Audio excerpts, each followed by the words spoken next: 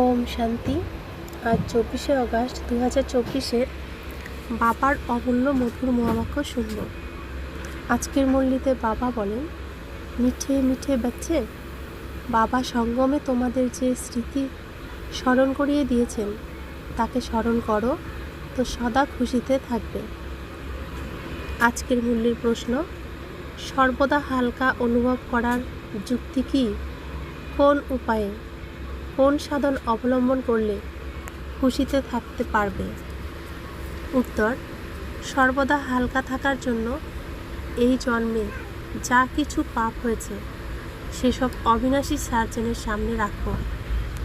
বাকি জন্ম জন্মান্তরের পাপ যা মাথায় রয়েছে তার জন্য স্মরণের যাত্রায় থাকো। স্মরণের দ্বারাই পাপ বিনষ্ট হবে, তখন খুশি থাকবে। বাবার স্মরণে আত্মা শতপ্রধান হয়ে যাবে। ওম শান্তি। মিষ্টি মিষ্টি আত্মারূপী রুহানি বাচ্চাদের রুহানি বাবা বোঝাচ্ছেন, আত্মাদের বাবা বোঝাচ্ছেন। তোমাদের মনে পড়েছে যে আমরা আদি সনাতন দেবী দেবতা ধর্মের ছিলাম। আমরা রাজত্ব করতাম, আমরা যথার্থই বিশ্বের মালিক ছিলাম।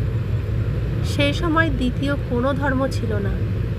আমরাই সত্যযুগ থেকে জন্ম নিয়ে 84 চক্র পূর্ণ করেছি। সম্পূর্ণ বৃক্ষের স্মৃতিগুলো মনে এসেছে।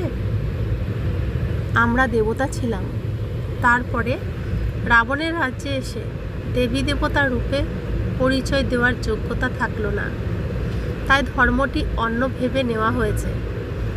আর কারো ধর্ম তো বদলায় না। যেমন ক্রাইস্টের খ্রিস্টান ধর্ম, বুদ্ধের বৌদ্ধ ধর্ম একই রকম চলে আসছে। সবার বুদ্ধিতে জ্ঞান আছে। অমুক সময়ে বুদ্ধ দ্বারা বৌদ্ধ ধর্মের স্থাপনা হয়েছে। হিন্দুদের নিজের ধর্মের জ্ঞান নেই যে হিন্দু ধর্ম কবে থেকে শুরু হয়েছে, কে স্থাপন করেছে। লক্ষ বছর বলে দেয়। সম্পূর্ণ সৃষ্টির জ্ঞান বাচ্চারা শুধু তোমাদেরই আছে। একেই বলা হয় জ্ঞান বিজ্ঞান। তারা বিজ্ঞান ভবন নাম যদিও রেখেছে, কিন্তু বাবা তার অর্থ বোঝান। জ্ঞান ও যোগ, রচয়িতা ও রচনার আদি মধ্য অন্তের জ্ঞান তোমরা এখনই বুঝেছ যে আমরাও জানতাম না। ঈশ্বরে অবিশ্বাসী ছিলাম। সত্যযুগে এই জ্ঞান তো থাকবে না। এখন তোমাদের টিচার পড়িয়েছেন। পড়াশোনা করে তোমাদের রাজ্যভাগ্য প্রাপ্ত হয়, কারণ তোমাদের থাকার জন্য নতুন সৃষ্টি চাই। এই পুরানো সৃষ্টিতে পবিত্র দেবী দেবতারা চরণ রাখতে পারেন না। বাবা এসে তোমাদের জন্য পুরানো দুনিয়ার বিনাশ করে নতুন দুনিয়া স্থাপন করেন। আমাদের জন্য বিনাশ হতে হবে। কল্পান্তর আমরা এই পার্ট প্লে করেছি। বাবা জিজ্ঞাসা করেন, এর আগে কবে দেখা হয়েছিল? তখন বলে, বাবা, প্রতি কল্পে তো দেখা হয়েছে আপনার কাছে রাজ্যভাগ্য প্রাপ্ত করতে। কল্প পূর্বেও অসীম জগতে সুখের রাজ্যভাগ্য প্রাপ্ত হয়েছিল। এইসব কথা স্মরণে এসেছে। এখন সেই সব স্মরণে থাকা উচিত। যাকে বাবা সদর্শন চক্র বলে। আমরা প্রথমে শতপ্রধান ছিলাম। এই কথাও তোমাদের স্মরণে এসেছে যে প্রত্যেকটি আত্মার নিজস্ব পার্ট আছে। আমরা আত্মারা ছোট, অবিনাশী, তাতে পার্টও অবিনাশী, যা চলতেই থাকবে। এইসব পূর্ব নির্ধারিত পুনরায় নির্দিষ্ট হয়ে চলেছে। এতে নতুন কথা, কোনো অ্যাড বা কাট অর্থাৎ যোগ বা বিয়োগ হতে পারে না। কেউ মোক্ষ লাভ করতে পারেন না। কেউ মুক্তি পেতে চায়। মুক্তি আলাদা, মোক্ষ আলাদা। এই কথাও স্মরণে রাখতে হবে। স্মরণে থাকলে অন্যদেরও স্মরণ করাতে পারবে। তোমাদের তো এই কাজ। বাবা যা মনে করিয়ে দিয়েছেন সেসব অন্যদেরও স্মরণ করাও, তাহলে উঁচু পদ প্রাপ্ত করবে। উঁচু পদের অধিকারী হওয়ার জন্য খুব পরিশ্রম করতে হবে। মুখ্য পরিশ্রম হলো যোগের। এ হলো স্মরণের যাত্রা, যা বাবা ছাড়া কেউ শেখাতে পারে না। এখন তোমরা মানুষ থেকে দেবতা হওয়ার পড়া করছো। তোমরা জানো আমরা আবার নতুন দুনিয়ায় যাব, তার নাম হলো অমরলোক। এটা হলো মৃত্যুলোক। এখানে বসে বসে হঠাৎ মৃত্যু হয়। সেখানে মৃত্যুর নামগন্ধ নেই, কারণ আত্মাকে তো বাস্তবে কাল গ্রাস করে না। কোনো মিষ্টি নাকি? ড্রামা অনুসারে আত্মা যখন সময় হয় তখন আত্মা চলে যায়। তো আত্মা তো আর মিষ্টি নয় যে কাল খেয়ে ফেলবে। তো যখন ড্রামা অনুসারে আত্মা যাবে তখনই আত্মা চলে যাবে। সময়ের আগে কিছু হবে না। যখন যার যাওয়ার সময় হয় সে চলে যায়। কালকে ধরে রাখতে পারা যায় না। আত্মা এক শরীর ত্যাগ করে অন্য শরীর ধারণ করে। কাল বলে কিছু নেই। এসব তো বসে বসে কাহিনী লিখে দিয়েছে। ওটা হলো অমরলোক, যেখানে নিরোগী কায়া শরীর স্বাস্থ্য রোগমুক্ত থাকে। সত্যযুগে ভারতবাসীদের আয়ু বেশি ছিল, তারা যোগী ছিল। যোগী ও ভোগী এই দুয়ের মধ্যে তফাৎ এখনই বোঝা যায়। তোমাদের আয়ু বেশি হচ্ছে। তোমরা যত যোগযুক্ত থাকবে ততই পাপ বিনষ্ট হবে এবং উঁচু পদও প্রাপ্ত করবে। আয়ুও বেশি থাকবে। যথা রাজা রানী আয়ু পূর্ণ করে শরীর ত্যাগ করবে, প্রজারাও তেমন করবে, কিন্তু পদ মর্যাদায় তফাৎ থাকবে। এখন বাবা তোমাদের বলেন, সদর্শন চক্রধারী বাচ্চারা, এইসব অলঙ্কার হলো তোমাদের। গৃহস্থের থেকে কমল পুষ্পের মতো তোমরা থাকো। তোমরা ব্যতীত আর কেউ থাকতে পারে না। এই কথাও তোমাদের স্মরণে আছে যে এই জন্মে আমরা কত পাপ করেছি। তাই বাবা বলেন, সেসব অবিনাশী সার্জেনের সামনে রেখে দিলে হালকা হয়ে যাবে। বাকি জন্ম জন্মান্তরের পাপ যা মাথায় আছে তার জন্যে যোগে থাকতে হবে। যোগের দ্বারাই পাপ বিনষ্ট হবে এবং খুশির অনুভূতি থাকবে। বাবা স্মরণে শতপ্রধান হয়ে যাবে। যখন জানা আছে আমরা স্মরণের দ্বারা এমন হব, তখন কে না স্মরণ করবে না। কিন্তু এ হলো যুদ্ধের ময়দান। এইখানে পরিশ্রম করতে হয় এত উঁচু পদ পাওয়ার জন্যে। এই কথাও বাচ্চাদের স্মরণে এসেছে যে অসীম জগতের পিতার কাছে আমরা উঁচু থেকে উঁচু উত্তরাধিকার প্রাপ্ত করি।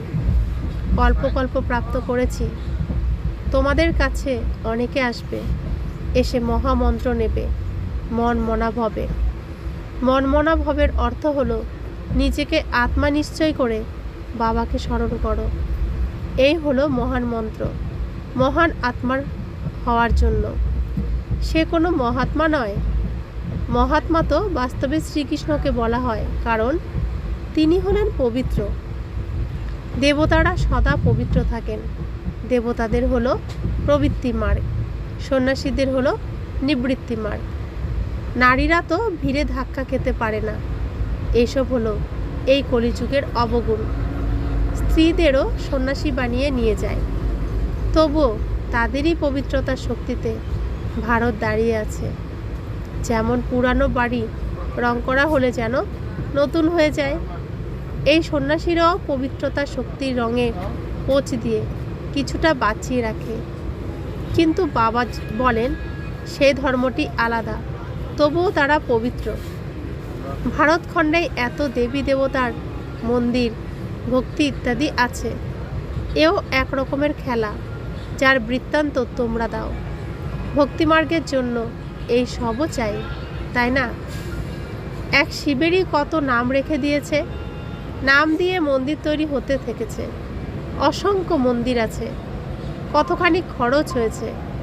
প্রাপ্তি যদিও অর্থকল্পের সুখ, ব্যাস অনেক টাকা খরচ হয়, মূর্তি ইত্যাদি ভেঙে যায়। সেখানে তো মন্দির ইত্যাদির দরকার নেই। সত্যযুগে মন্দিরের দরকার নেই। এই কথাও এখন স্মরণে এসেছে যে অর্ধকল্প ভক্তি চলে, অর্ধকল্প আবার ভক্তির নাম নেই। বাবা কত মনে করিয়ে দেন এই ভ্যারাইটি বৃক্ষের কথা। শুধু কলিযুগের আয়ু 40,000 বছর যদি হয়, তাহলে তো খ্রিস্ট ধর্মের আয়ুও বেড়ে যাবে। বাবা বোঝান খ্রিস্টান ধর্মের এইটুকুই লিমিট। এই কথা জানা আছে, ক্রাইস্টের এত সময় হয়েছে, অমুকের এত সময় হয়েছে ধর্ম স্থাপন করে, কিন্তু আবার চলে যাবে কবে সে কথা জানা নেই। কল্পের আয়ু লম্বা করে দিয়েছে। এখন তোমরা জানো বিনাশের প্রস্তুতি চলছে। তাদের হলো সায়েন্স, তোমাদের হলো সাইলেন্স। তোমরা যত সাইলেন্সে যাবে ততই তারা বিনাশের জন্য ভালো ভালো জিনিস তৈরি করতে থাকবে। দিন দিন মিহি বা সূক্ষ্ম জিনিস তৈরি করে চলেছে। তোমাদের অন্তরে খুশি থাকে, বাবা তো আমাদের জন্য নতুন দুনিয়া তৈরি করতে এসেছেন। সুতরাং আমরা কি আর পুরানো দুনিয়ায় থাকব? সবই বাবার কামাল। স্বর্গস্থাপনের কার্য বাবা আপনার চমৎকার। এখন তোমাদের সব কিছু মনে পড়েছে। তারা তো রচয়িতা ও রচনার আদি মধ্য অন্তকে জানে না, তোমরা জানো। তোমরা জ্ঞানের আলোয় বাস করছো। মানুষ তো ঘন অন্ধকারে রয়েছে। তফাৎ আছে, তাই না? জ্ঞান অঞ্জন সদ্গুরু দেন, ফলে অজ্ঞান অন্ধকারের হয় বিনাশ। ভক্তিমার্গের মানুষ জ্ঞানের কথা জানে না। এখন তোমরা ভক্তির কথাও জানো, জ্ঞানের কথাও জানো, সম্পূর্ণ স্মরণে আছে। ভক্তি কখন শুরু হয়েছে, তারপরে কবে পূর্ণ হয়, বাবা কখন জ্ঞান দেন, কবে পুরো হবে, সব স্মরণে আছে। নম্বর অনুযায়ী তো আছেই, কারো বেশি কারো কম স্মরণে আছে। যাদের স্মরণে বেশি থাকে তারা উঁচু পদের অধিকারী হবে। স্মরণে থাকলে অন্যদেরও বোঝাবে। ওয়ান্ডারফুল স্মৃতি, তাই না? আগে তোমাদের বুদ্ধিতে কি ছিল? ভক্তি, জপ, তপ, তীর্থযাত্রা, মাথা নোয়ানো, সারা জীবনটাই শেষ হয়েছে। ভক্তি, স্মৃতি ও জ্ঞানে অনেক তফাৎ আছে। তোমরা এখন ভক্তির কথা জানো, কারণ শুরু থেকে ভক্তি করেছ। জানো যে আমরা সর্বপ্রথমে শিবের ভক্তি করেছি, তারপরে দেবতাদের, অন্য দেবতাদের অন্য কারো ভক্তি করা হয়েছে। এই কথা স্মরণে নেই। রচনার আদি মধ্য অন্ত ভক্তি ইত্যাদি তোমাদের স্মরণে আছে। অর্ধকল্প ভক্তি করতে করতে পতন হয়েছে। এখন তো দুঃখের পাহাড় নেমে আসবে। বাচ্চারা, তোমাদের পুরুষার্থ করতে হবে। সেই পাহাড় নামার আগে আমরা স্মরণের যাত্রা দ্বারা বিকর্ম বিনাশ করি। সবাইকে তোমরা এই কথাই বোঝাও। তোমাদের কাছে হাজার মানুষ আসে, তোমরা পরিশ্রম করো ভাই বোনদের পথ বলে দিতে। জ্ঞান ও ভক্তি স্মৃতি আছে, অর্থাৎ তোমরা সম্পূর্ণ ড্রামা নম্বর অনুযায়ী পুরুষার্থ অনুসারে জেনেছ। যে যতখানি ভালোভাবে জানে সেই বোঝাতে পারে। বোঝাতে তো বাচ্চাদেরই হবে। বলাও হয় সন শোজ ফাদার।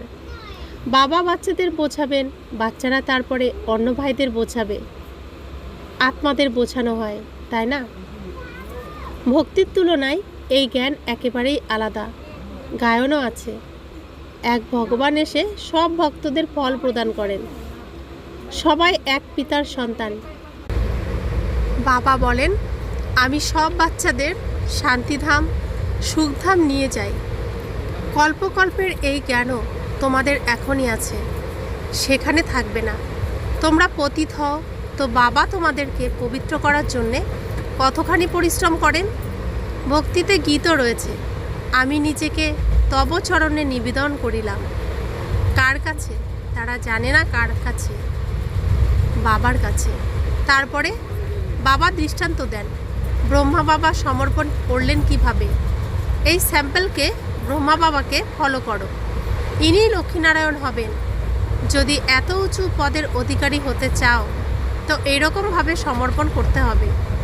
ধনী মানুষ কখনোই সমর্পণ করতে পারবে না।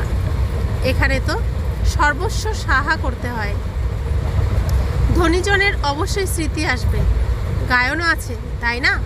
অন্তিমকালে যে নারীকে স্মরণ করে পরের জন্মে সে দেহ পসারিণী হয়ে জন্মায়। এতে সব ধন সম্পদ কী করবে? কেউ নেবে না, কারণ সব কিছুই তো শেষ হয়ে যাবে। আমিও নিয়ে কি করব?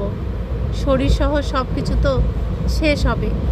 তুমি মরলে তোমার কাছে এই দুনিয়াও মৃত। এই ধন ইত্যাদি কিছুই থাকবে না। যদিও গরুর পুরাণে ভয়ানক সব গল্পকথা লিখে দিয়েছে ভয় দেখানোর জন্য। বাবা বলেন, এই শাস্ত্র ইত্যাদি হলো ভক্তিমার্গের। অর্ধকল্প ভক্তিমার্গ চলে যখন রাবণের রাজ্য থাকে। কাউকে জিজ্ঞাসা করো রাবণ দহন কবে থেকে আরম্ভ হয়েছে, বলবে প্রচলিত পরম্পরা অনুসারে। আরে পরম্পরা ধরে তো রাবণ থাকেই না, না জানার দরুন বলে দেয় প্রচলিত পরম্পরা অনুসারে। বাচ্চারা, তোমাদের এখন স্মরণে আছে রাবণ রাজ্য কবে থেকে শুরু হয়। রচয়িতা রচনা রহস্য তোমরা বুঝেছ। এখন বাবা বলেন, বাচ্চারা মা মেকম স্মরণ করো, তাহলে পাপ বিনষ্ট হবে। একে অপরকে সতর্ক করতে থাকো। যখন একসঙ্গে ঘোরাফেরা করো তখন নিজেদের মধ্যে এই কথাই বলো। তোমাদের পুরো দল এইরূপ স্মরণের অবস্থায় পরিক্রমা করলে তোমাদের শান্তির প্রভাব পড়বে। পাদ্রীরা ক্রাইস্টের স্মরণে সাইলেন্সে থাকে, কোনো দিকে তাকায় না। তোমরা তো এখানে স্মরণে থাকতে পারো, কোনো ঝামেলা নেই। এখানকার পরিবেশ তো খুব ভালো। বাইরে বায়ুমণ্ডল খুবই নোংরা, তাই সন্ন্যাসীদের আশ্রম খুব দূরে থাকে। তোমাদের হলো অসীমের সন্ন্যাস। পুরানো দুনিয়া এই শেষ হলো বলে এ হলো কবরস্থান, পরে পরিস্থান হবে। সেখানে হীরে জহরতের মহল হবে। এই লক্ষ্মীনারায়ণ পরিস্থানের মালিক ছিলেন, এখন নেই। বাবা বলেন, আমি কল্প কল্প কল্পের সঙ্গম যুগে আসি। এই সম্পূর্ণ চক্র রিপিট হতেই থাকে। এই সময় তোমাদের সব কথা স্মরণে আছে, যখন বাবা মনে করে দিয়েছেন। আগে বুদ্ধিতে কিছুই ছিল না। এই স্মৃতির নেশায় যখন থাকবে তখন সেই খুশির অনুভূতিতে অন্যদের বোঝাতেও পারবে। স্মৃতিতে থেকে তোমাদের ঘর সংসার দেখতে হবে। अच्छा, सदा स्मृति के नशे में रहने वाले मीठे मीठे रूहानी बच्चों प्रति माता पिता बाप दादा का याद प्यार और गुड मॉर्निंग। रूहानी बाप की रूहानी बच्चों को नमस्ते। हम रूहानी बच्चों की रूहानी माता पिता बाप दादा को याद प्यार, गुड मॉर्निंग और नमस्ते नमस्ते नमस्ते। शुक्रिया बाबा, शुक्रिया बाबा, शुक्रिया।